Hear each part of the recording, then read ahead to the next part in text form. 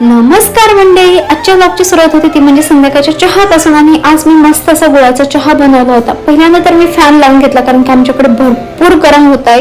तुमच्याकडे गरमी आहे की नाही मला कमेंट्स मध्ये नक्की सांगा. पहिल्यांदा तर मी पप्पांसाठी चहा बनवून घेतला कमी गुळाचा, कारण की पप्पांना कमी गोड लागतो आणि मला थोडंसं जास्त गोड लागतो. त्याच्यामुळे मी थोडा एक्स्ट्रा गोड टाकला आणि माझ्यासाठी चहा बनवला. तोपर्यंत आमचे काका आले होते, त्याच्यामुळे मला डबल चहा ठेवावा लागला काकांसाठी. त्यानंतर मी पहिल्यांदा काकांना चहा दिला आणि मी सुद्धा मस्त असं त्यांच्यासोबत टीव्ही बघत आणि मस्त कूलरची हवा घेत मी सुद्धा चहा एन्जॉय केला. त्याच्यानंतर मी संध्याकाळी 5:30 वाजले होते, त्याच्यामुळे मी आणि काकी चालायला गेलो होतो. पण इकडे मस्त असं सनसेटचा व्ह्यू होता. मी आणि काकीने मस्त असं सनसेटचा व्ह्यू एन्जॉय करत अर्धा तास चाललो. त्याच्यानंतर घरी आले तर घरी हा हिरो आमचा मस्त असा गॉगल घालून बसला होता, परंतु तो अन्वीला काही काढायला फोटो काढायला देत नव्हता.